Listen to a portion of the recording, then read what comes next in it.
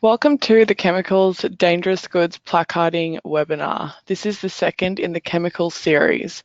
I will be your host this morning. My name is Zara McMahon. I'm the Office Coordinator at Safety Action. Safety Action are your specialists in workplace safety and business risk. Let me explain the administration for the webinar. If you have any questions during the webinar, you can ask these by typing in the questions panel, and we'll do our best to answer these during the webinar. I'll get back to you later. We will send a recording of the webinar to members tomorrow. Members can also watch recordings via our website. If you're not a member, ask me how you can join. I'd like to introduce our presenter, Andrea Tassioulis, General Manager of Safety Action. Andrea has a Bachelor of Science, graduate diploma in Occupational Hazard Management, and is a certified OHS professional. Andrea has over 12 years experience conducting chemical safety inspections, advising on chemical and preparing chemical registers, dangerous goods manifests and chemical safety training. Andrea, welcome to the webinar. Thanks, Sarah. How are you? Good, thank you. Thank Okay. you. All right. So Andrea, what is HAZCHEM placarding? Thanks. HAZCHEM placarding are basically the signage that you display if the quantities of dangerous goods at your workplace exceed what they call placarding quantity according to the regulations. And this signage includes what you see on the screen, which is HAZCHEM outer warning placard, packaged dangerous goods placards, and placards for bulk dangerous goods. I'll talk to you in more detail about those shortly. Okay. And which regulations are you referring to? Yes, so when I say in the regulations, that does depend which state you're in. I'll show you those on the screen. So if you're in one of the WHS states with the harmonised regulations, this will be the WHS regulations. So I mean all the states except for Victoria and Western Australia. But if you're in South Australia, also check out the dangerous substances regulations. They also have some requirements for dangerous goods. Now, if you are in Victoria or Western Australia, in Victoria, you'll be referring to the dangerous goods storage and handling regulations.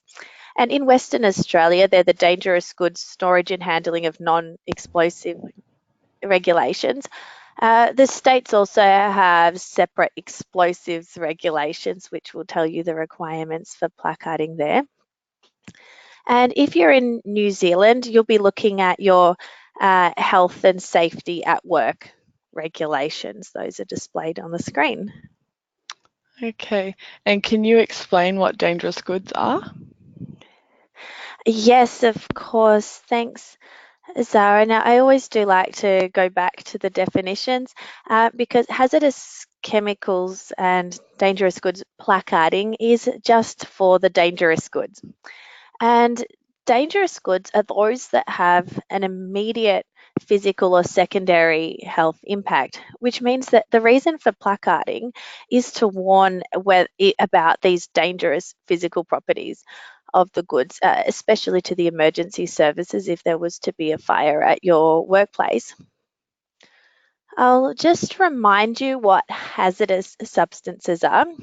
Those are ones that could be harmful for your health. Those that aren't also dangerous goods don't need hazardous chemical placarding. If you're in one of the WHS states, the GHS regulations in those states use the term hazardous chemicals. So, interestingly, it will tell you that you need to display placarding for hazardous chemicals, but the placards are only required for hazardous chemicals that are dangerous goods. So, what you'll see on the screen here is a comparison table between your GHS hazardous chemical pictograms, so the column on the very left, and the right column tells you which ones are dangerous goods. So what you'll see, for example, the row with the flame symbols, they're hazardous chemicals that are called, flammable liquids or flammable solids. Uh, all of those are also dangerous goods and need placarding. Something interesting for those in the WHS states is that you'll see there's no equivalent GHS pictogram or GHS classification for Class 9 miscellaneous goods. So things like airbag units or molten aluminium, which are a miscellaneous dangerous good, don't have a classification in those states. And so technically the requirements don't tell you about placarding for those goods. However, uh, you should check with the fire authority before removing any Class 9 placards if you already have them up. And can you tell us about the placards that are required? Yes, certainly. So the first placard I want to tell you about is called the Outer Warning Placard, commonly known as the HAZCHEM sign. Now, this HAZCHEM sign is displayed at the main entrances to the property, and this advises the fire or emergency services that your premises stores above placarding quantities of dangerous goods there. And so that placard, it needs to be easily seen on approach to the premises. And there are requirements about where this should be. Let me show you. Okay, so most workplaces are required to display those signs at the all road and rail entrances to the premises. So that means if you have multiple gates that can access your premises, then you need to display that sign at all of those entry gates. And so examples of those signs are shown in both those pictures, just the word HAZCHEM. Just for interest, I often see, like you'll see on the picture on the left, the dangerous goods diamonds displayed with those placards, and which is actually technically incorrect. So you don't need to display the actual diamond informing what type of dangerous goods on the premises, and it's actually not recommended because this it's a security risk that you might be informing people with not good intentions of the type of dangerous goods that are on your premises. So, for example, if you had explosives or any dangerous goods, really, that poses a security risk. So, I recommend that you don't put those on the gate as well. Now, let me tell you about the packaged dangerous goods signage. Okay, so you also, as well as the outer warning HAZCHEM sign, if for dangerous goods that are stored in packages, you need to display this warning at the entrances to the buildings that display above what they call placarding quantities of dangerous goods. You'll see an example of the packaged dangerous goods placard up in the right hand corner on the screen. And these are like 100 millimeter diamonds for each type of dangerous good that you have above placarding quantity. They have to be displayed at each entrance to the building that contains above placarding quantity. But also, if you have the dangerous goods within a room of a building, you need to display that same placard at each entrance to the room that has above placarding quantity of dangerous goods. Also keep in mind that if you have external areas that have above placarding quantity of packaged dangerous goods, you need to display those same placards at those areas also. Let me show you an example of the type of signage that you would then have. So I've just explained already about the HAZCHEM sign. So the map on your screen shows the HAZCHEM sign, which would be at the vehicle entry point to the site. And then this is a building which has two types of dangerous goods that exceed the placard in quantity. So both entry doors into that factory need to have the packaged dangerous goods placard. And in this case, it's for class 3 flammables and class 8 corrosives. And what is a packaged dangerous good? Okay, that's a good question. So let me show you some examples of packaged dangerous goods. So, what a packaged dangerous good is one that's in a container with a capacity of less than 500 liters or kilograms. So, these could be your small containers of cleaning chemicals, those kind of thing. Gas cylinders that are less than, so smaller than tanks with capacity of less than 500 litres are called packaged dangerous goods. And even larger containers, such as 200-litre drums, are also called packaged dangerous goods. And sometimes the placards have letters on them. What do they mean?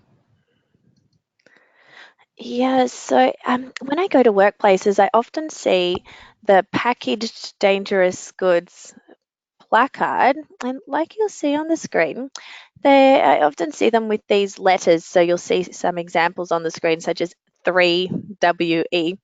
These are called HAZCHEM codes, and they advise the fire brigades what sort of safety equipment, like breathing apparatus and firefighting equipment, they need for that type of dangerous good.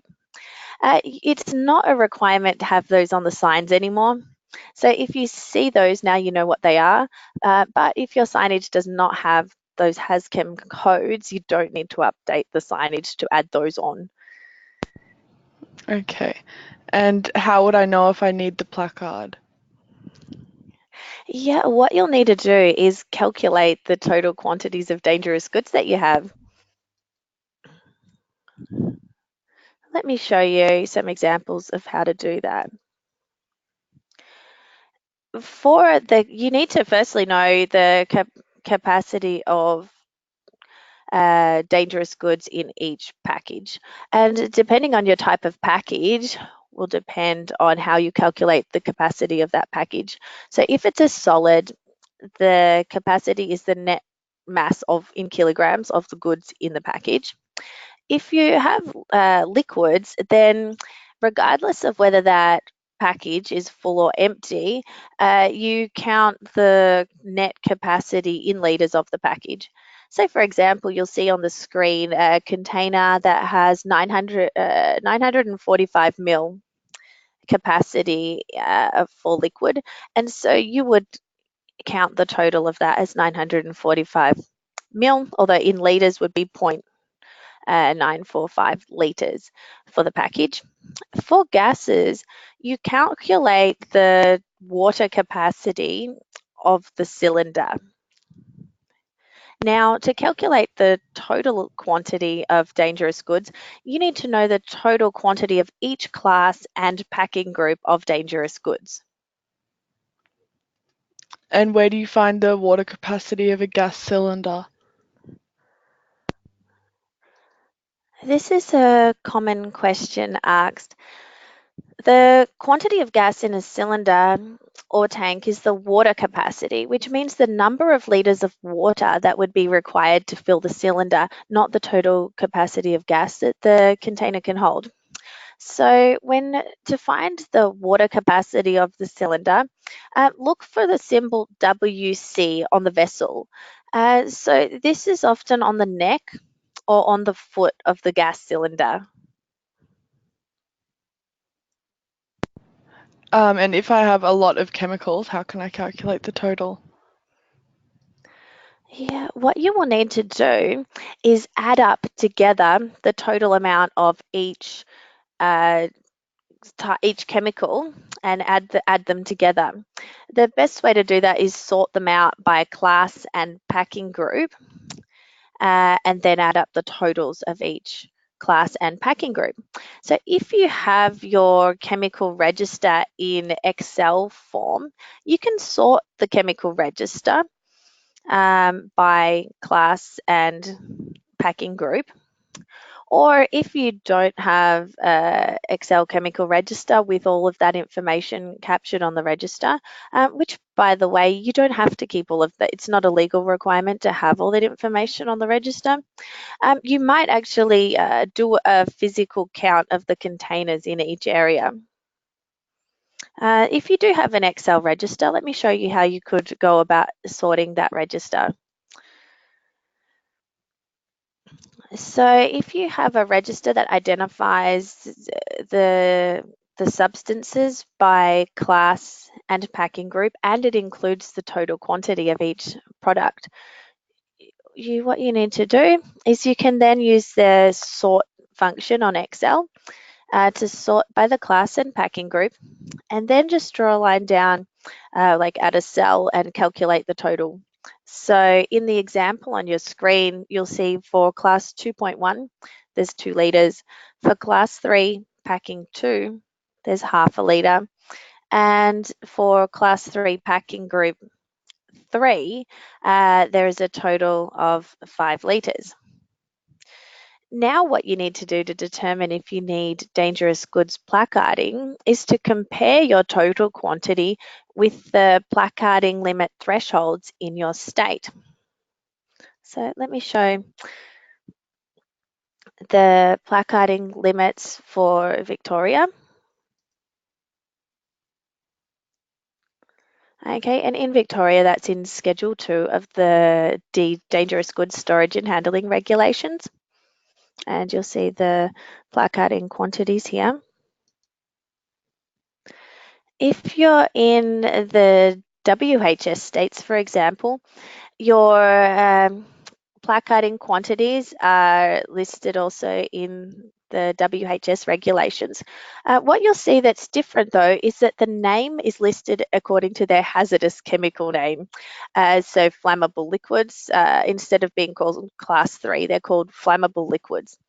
And in Victoria, like I just talked about the packing group, the GHS or WHS name, instead of packing group, they're given the category 1, 2, 3, for example.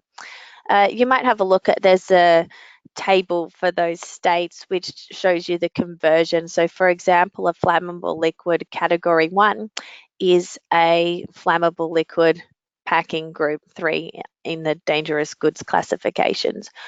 So what you'll do is find out what the dangerous good equivalent is, and you display the dangerous goods placards. Let me show you another example of calculating the total dangerous goods for each class. So just say that you didn't have a register and you went to the area and you did a physical count of the dangerous goods. In this example, I'm showing that you found 8,000 litres of Class 8 packing 3 in the raw materials store. You had more Class 8 in the factory and some Class 3 in the finished goods store. Now let me show you calculating the total. I would use a table similar to this to record what the total you found in each area, and then take from the regulations what the placarding quantity is. So in this case, for the Class 8 packaging 3, the placarding quantity is 1,000 litres.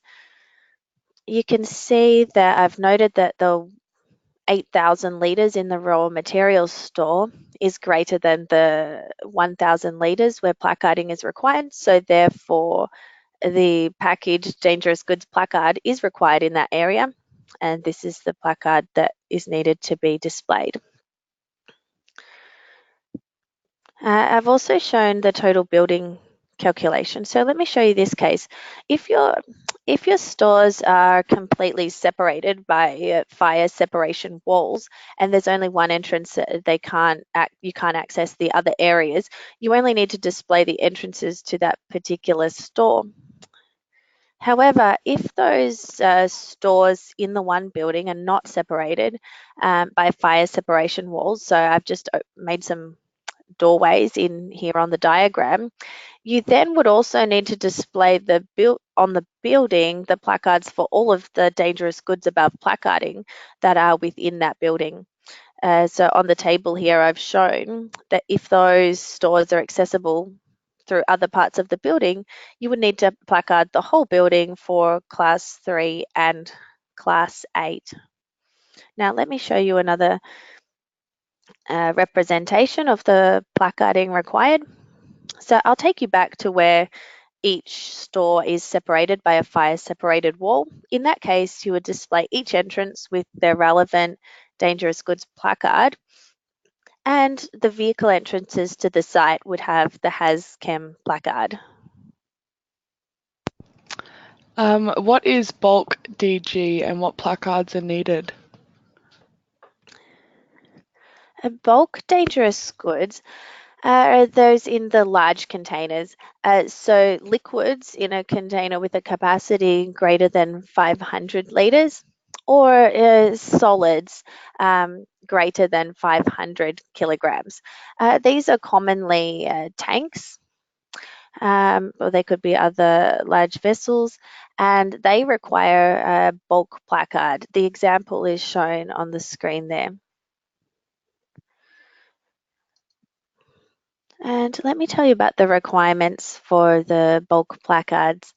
So all tanks do require, all bulk dangerous goods tanks do require the bulk dangerous goods placard, like you can see. Um, However, if you're in one of the WHS states, the law currently states that they also need a GHS label for the container, because even though it's a bulk, it's still called a container under the legislation, which that means the GHS label with the pictograms also needs to be on that tank. The Safe Work of Australia have indicated that that this will no longer be a requirement, but as of at the moment, the laws haven't yet been changed to remove that requirement. So currently, under the regulations, you do need both the dangerous goods bulk placard plus the GHS label on all bulk tanks.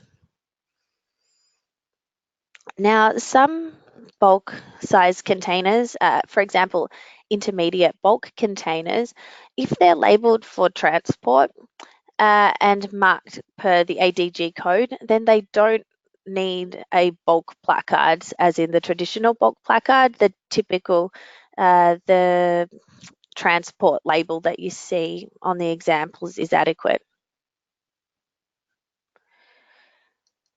Now, vehicles also need HAZCHEM placarding. So, if your business transports dangerous goods, they may, depending on whether it's bulk or packaged dangerous goods, the vehicle will need to be placarded, and that is according to the requirements of the Australian Dangerous Goods Code. I can tell you more about that in webinar number 10, where I'll talk about what you need to do if you transport small quantities of dangerous goods in vehicles.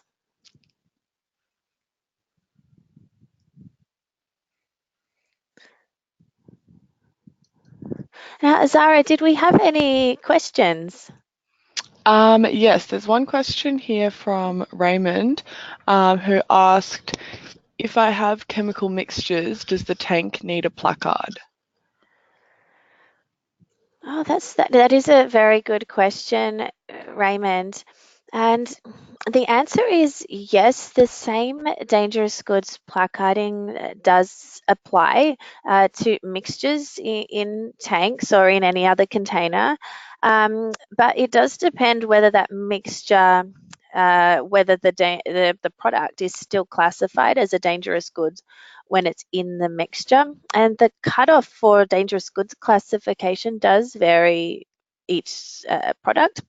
So, for example, when ethanol is diluted, it changes its dangerous goods classification. So, for example, when ethanol is above 70%, it's a class 3 packaging group 2. If you diluted it down to below 70%, it will become a class 3 packaging group 3. However, once the ethanol is diluted with water below 24%, it's no longer a dangerous good. So you wouldn't need to display the placard. Thanks for that great question. If anyone else has any questions, then feel free to let us know afterwards and we'll do our best to get back to you or include your answers in a future webinar. Thanks, Andrea, and thank you, viewers, for attending our webinar. Like Andrea said, if we didn't answer your question today, or if you have any further questions, you can get in touch with us. The contact details, excuse me, are on the screen. We'll send you a survey later today. Your honest feedback will help us to improve. Your upcoming chemical safety webinars are displayed on the screen. And our next webinar is machinery safety webinar tomorrow. To register for our next webinars, you can go onto our website, safetyaction.com.au, and see the link Webinars 2018. You click the click here button and it will take you to a list of our webinars, and you can just click on the name of the webinar and that will be linked to the registration page. And you can call or email the office for help if you need any help with that. Remember, Safety Action members can attend free webinars and watch the recordings, so you can ask how to become a member if you're interested. Thanks for attending and have a great day, everyone. See you next time.